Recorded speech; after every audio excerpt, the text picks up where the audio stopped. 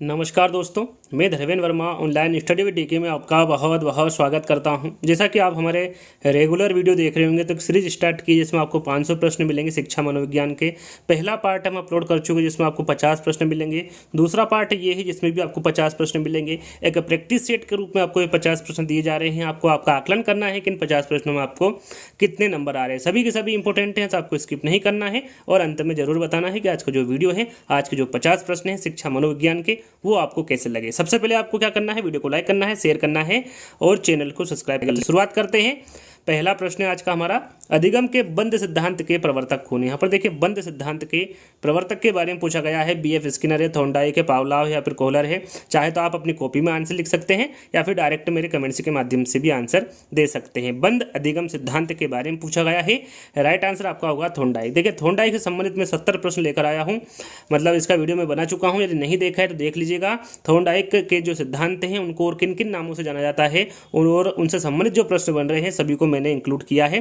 Total 70 प्रश्न रखे हैं, तो देख लीजिएगा एक बार चैनल पर जाकर। काफ़ी इंपॉर्टेंट प्रश्न लिए हैं। तो दूसरा प्रश्न यहाँ पर हमारा, बालक में पहल बनाम अपराध बोध की अवस्था कब होती है। देखिए बालक में पहल बनाम अपराध बोध की अवस्था ये किसके द्वारा दी गई अवस्था, तो एरिक्सन के द्वारा दी गई। याद रखिएगा, एरिक्सन ने मनोसामाजिक सिद्धांत में कुल कितनी अवस्थाएं दी थी, 8 अवस्थाएं दी थी, जिसमें एक अवस्था ये भी है, बाकी की और भी आगे आने वाली है। इसलिए 8 अवस्था के बारे में यहाँ पर जिक्र नहीं करूंगा, क्योंकि आगे 1 बाय 1 करके आपको इन अवस्थाओं के बारे में पता चलने वाला है। ये ध्यान दीजिएगा किसके द्वारा दी गई है, एरिक्सन के द्वारा। कौन से सिद्धांत में दी गई है, तो मनोसामाजिक सिद्धांत में ये सभी अवस्थाएं दी गई है। अब यहाँ पर आपको बताना है, बालक में पहल बनाम अपराध बोध की अवस्था कब से कब तक की होती है। 1 साल से 3 साल के बीच होती है, 3 साल से 6 साल के बीच होती है, 6 साल से 12 साल के बीच होती है, या फिर 12 साल से 18 साल के बीच होती है।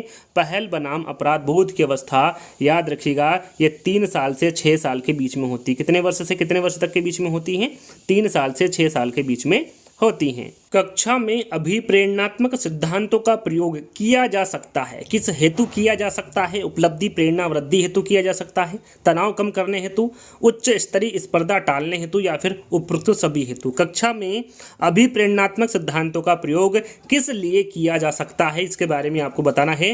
राइट आंसर आपका होगा यहाँ पर 53 का उपरोक्त सभी। उपलब्धि प्रेरणा वृद्धि हेतु, तनाव कम करने हेतु और उच्च स्तरीय स्पर्धा टालने हेतु कक्षा में अभिप्रेरणात्मक सिद्धांतों का प्रयोग किया जा सकता है। उपरोक्त सभी आपका राइट आंसर होगा।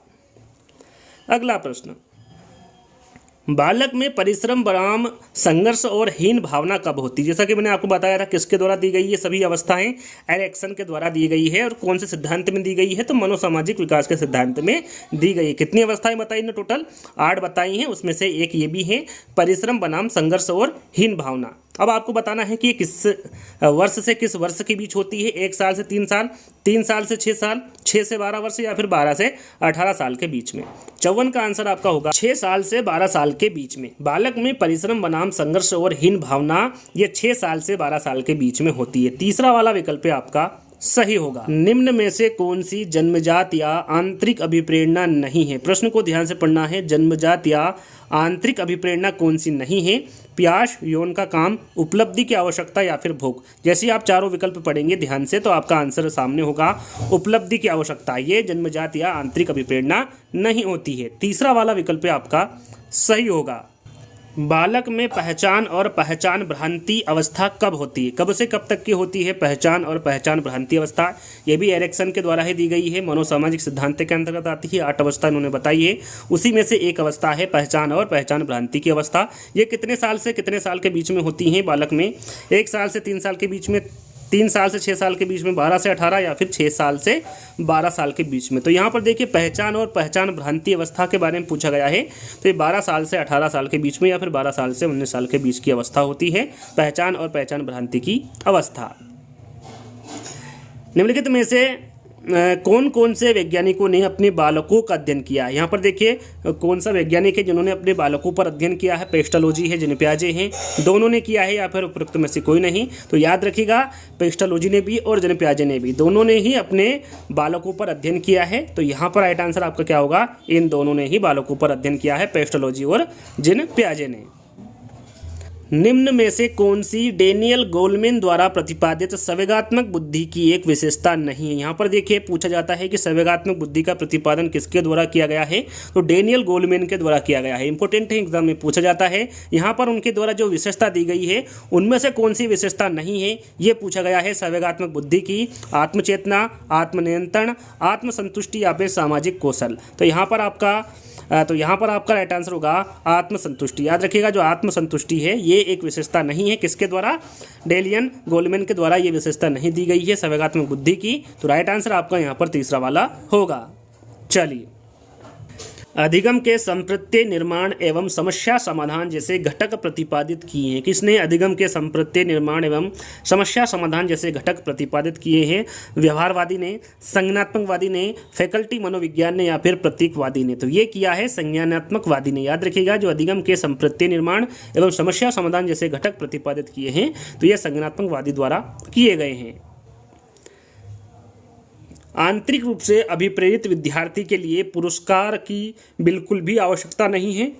जिंदगी में एक बार पुरस्कार दिया जाना चाहिए, अधिक से अधिक पुरस्कार दिए जाने चाहिए या फिर साल में एक बार पुरस्कार दिया जाना चाहिए। आंतरिक रूप से अभिप्रेरित विद्यार्थी के लिए क्या आवश्यक है, क्या दिया जाना चाहिए? तो याद रखिएगा, पुरस्कार की बिल्कुल भी आवश्यकता नहीं है। आंतरिक रूप से अभिप्रेरित विद्यार्थी के लिए जो पुरस्कार होता है इसकी बिल्कुल भी आवश्यकता नहीं होती है। तो राइट आंसर आपका पहला वाला होगा।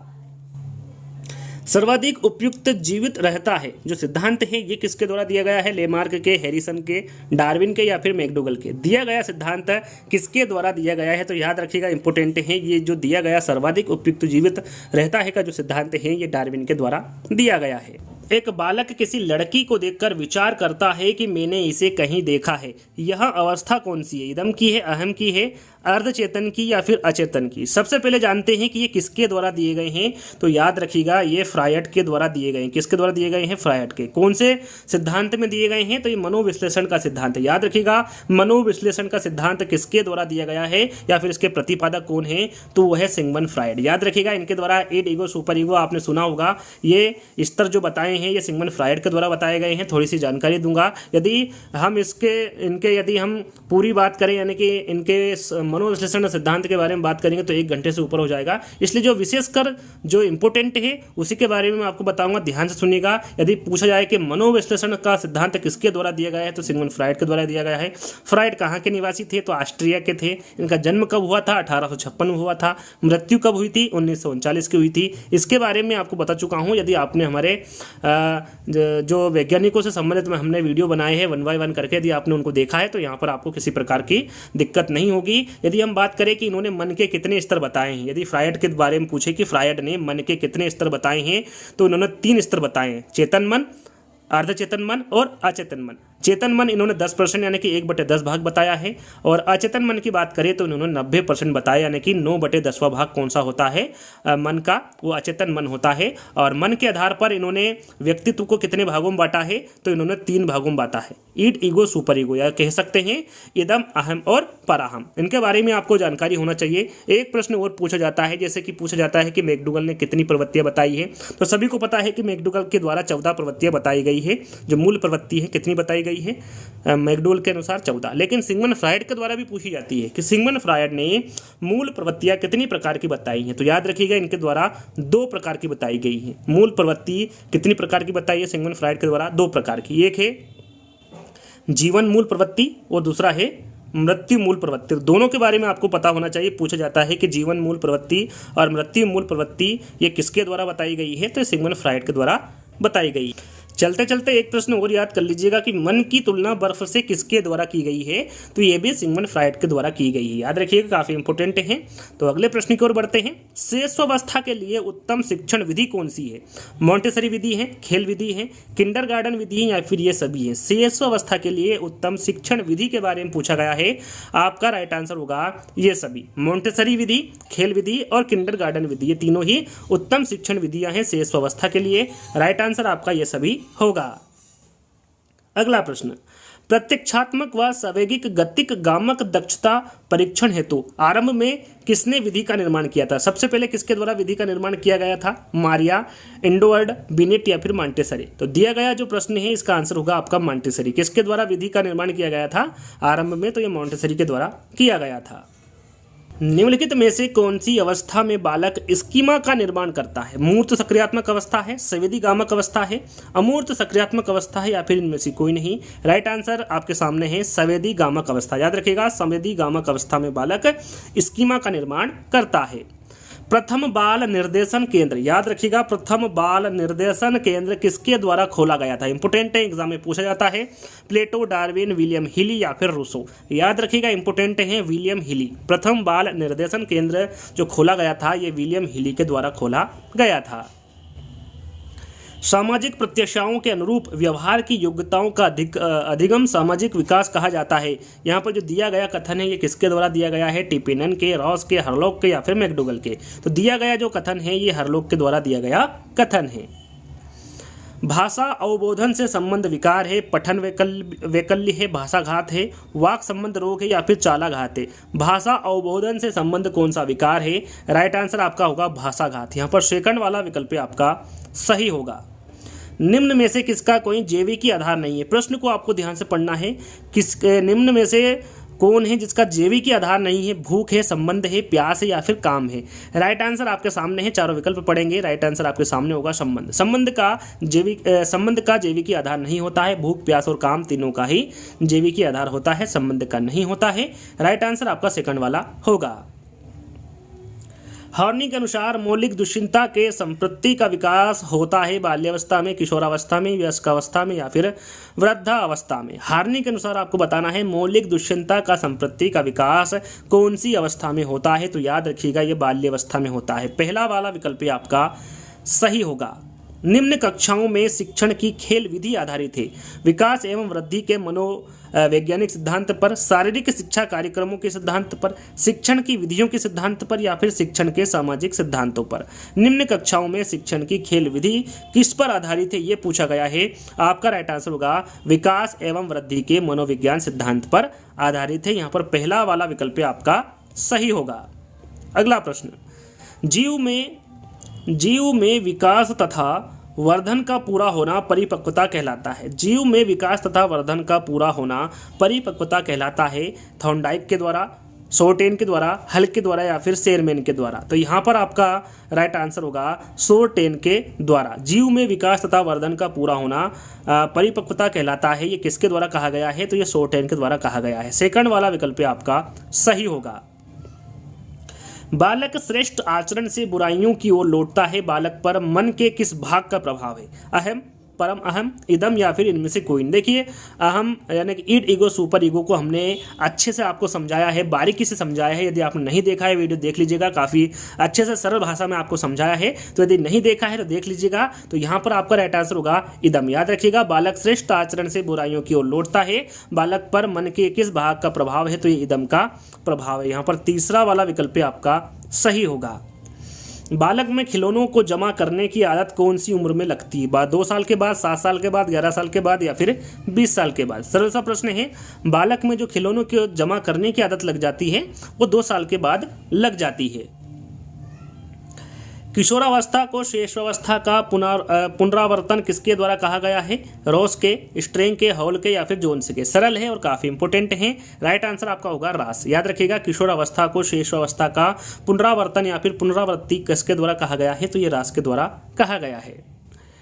मानसिक आयु के प्रत्यय का सर्वप्रथम प्रयोग किया है। साइमन ने, थॉर्नडाइक ने, स्पीयरमैन ने या फिर गिलफोर्ड ने? राइट आंसर आपका होगा बी ने, साइमन ने। मानसिक आयु के प्रत्यय का जो सर्वप्रथम प्रयोग किया है ये बी ने, साइमन के द्वारा किया गया है। किसकी क्रियाशीलता का संबंध मनुष्य की पाचन क्रिया से भी होता है? आपको प्रश्न को ध्यान से पढ़ना है। किसकी क्रियाशीलता का संबंध मनुष्य की पाचन क्रिया से भी होता है? अभिवर्क ग्रंथि, जनन ग्रंथि या गल ग्रंथि या फिर एड्रिनल ग्रंथि? राइट आंसर आपका होगा अभिवर्क ग्रंथि। ये जो अभिवर्क ग्रंथि होती है इसका संबंध मनुष्य के पाचन क्रिया से भी होता है। पहला वाला विकल्प आपका सही होगा। अभिप्रेरणा का आवश्यकता पदानुक्रम सिद्धांत किसके द्वारा दिया गया है? सरल है लेकिन इंपोर्टेंट है। बेरोन के, मास्लो के, केंटोविच को या फिर स्कोपलर के? तो राइट आंसर आपका होगा अब्राहम मास्लो के। याद रखिएगा, अभिप्रेरणा का जो आवश्यकता पदानुक्रम सिद्धांत है ये अब्राहम मास्लो के द्वारा दिया गया है। अगला प्रश्न, निम्नलिखित में से संज्ञानात्मक विकास की पहली अवस्था कौन सी? यहाँ पर देखिए पहली अवस्था के बारे में पूछा गया है। सबसे पहले आपको पता होना चाहिए जो संज्ञानात्मक विकास का सिद्धांत है ये किसके द्वारा दिया गया है? तो ये पियाजे के द्वारा दिया गया है। किसके द्वारा दिया गया है? पियाजे के द्वारा। पियाजे के द्वारा जो विकास की अवस्था बताई गई है वो कितनी बताई गई है? 4 अवस्था बताई गई है। तो पहली अवस्था पूछी गई है, तो यहाँ पर देखिए क्रम वाइज मैंने अवस्था लिखी गई है, लिख दी गई है। यानी कि पहली अवस्था ये है, दूसरी अवस्था ये है, तीसरी अवस्था ये है और चौथी अवस्था, यानी कि संवेदीगामक अवस्था पहली अवस्था है, पूर्व सक्रियात्मक अवस्था दूसरी अवस्था है, मूर्त सक्रियात्मक अवस्था तीसरी अवस्था है और औपचारिक सक्रियात्मक अवस्था ये चौथी अवस्था है संज्ञानात्मक विकास की, जो कि पियाजे के द्वारा दी गई है। तो याद रखिएगा, पहली पूछे तो आपका संवेदीगामक अवस्था होगी, दूसरी पूछे पूर्व सक्रियात्मक अवस्था होगी, तीसरी पूछे मूर्त सक्रियात्मक अवस्था होगी और चौथी अवस्था के बारे में पूछे तो वो औपचारिक सक्रियात्मक अवस्था होगी। ये आपको याद कर लेना है, इस प्रकार से प्रश्न पूछे जाते हैं। तो यहाँ पर पहली पूछी गई है तो पहला वाला ही विकल्प आपका सही होगा। अगला प्रश्न, बालक में सर्वप्रथम भय, क्रोध तथा प्रेम के संवेग विकसित होते हैं, यह कथन किसका है? स्किनर का है, वॉटसन का है, गेट्स का है या फिर लॉक का है? दिया गया कथन काफी इंपोर्टेंट है। किसके द्वारा दिया गया है? तो ये वॉटसन के द्वारा दिया गया है। इनका कहना है कि बालक में सर्वप्रथम भय, क्रोध तथा प्रेम के संवेग विकसित होते हैं। सेकंड वाला विकल्प आपका सही होगा। शिक्षा की किंडरगार्टन पद्धति के प्रतिपादक किसके द्वारा किया गया है? नन, स्पेंसर, फ्रोबेल या फिर मॉन्टेसरी? इंपोर्टेंट है, एग्जाम में पूछा जाता है। आपको पता होना चाहिए कि शिक्षा की जो किंडरगार्टन पद्धति है इसके प्रतिपादक कौन होंगे? फ्रोबेल होंगे।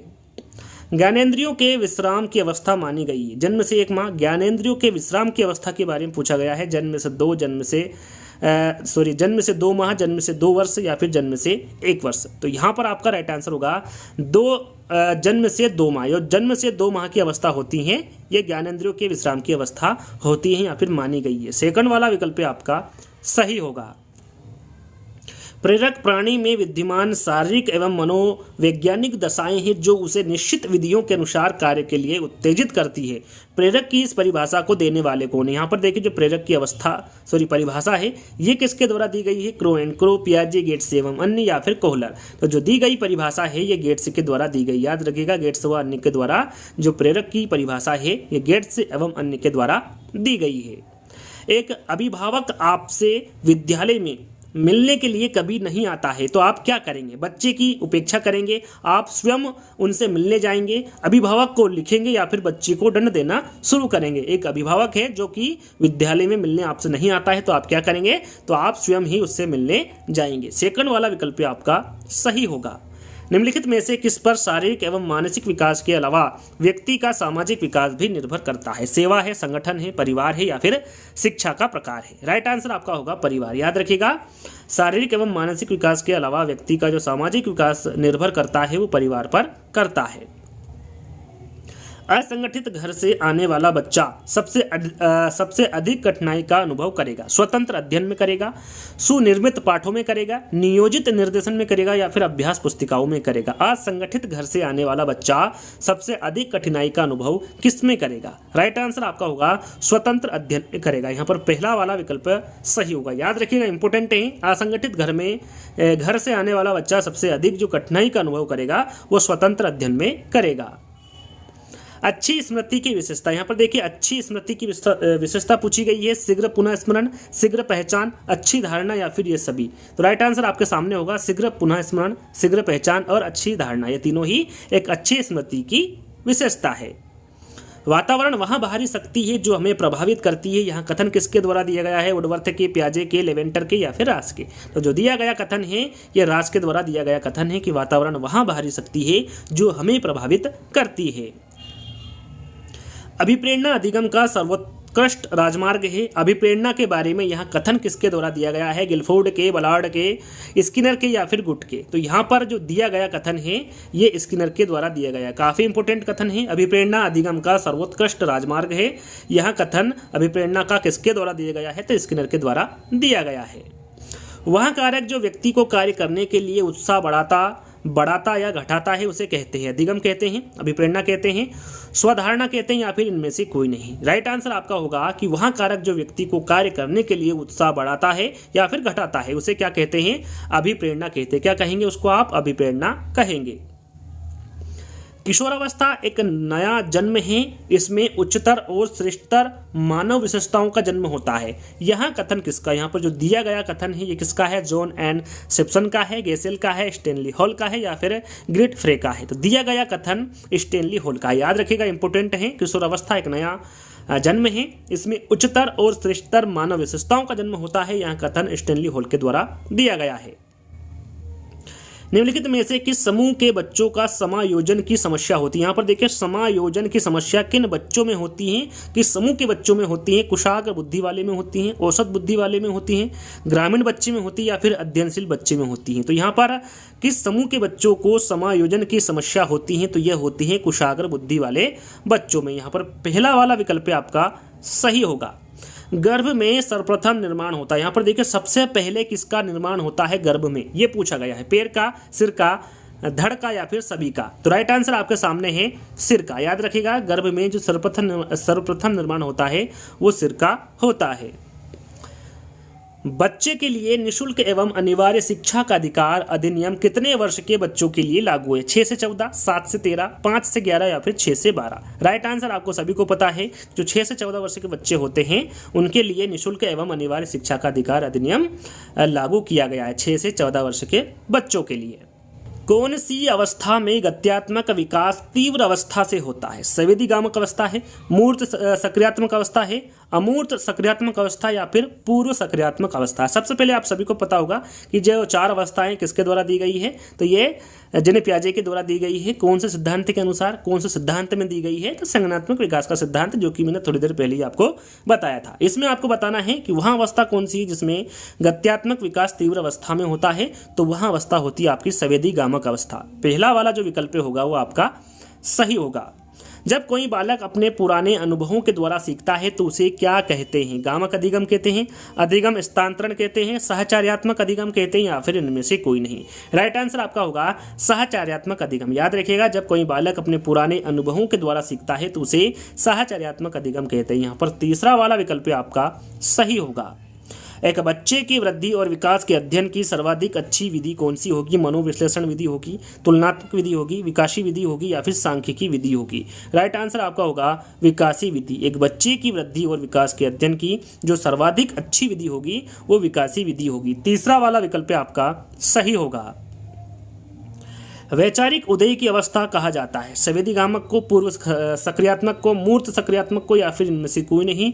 राइट आंसर आपका होगा पूर्व सक्रियात्मक को। वैचारिक उदय की जो अवस्था है ये पूर्व सक्रियात्मक अवस्था को कहा जाता है।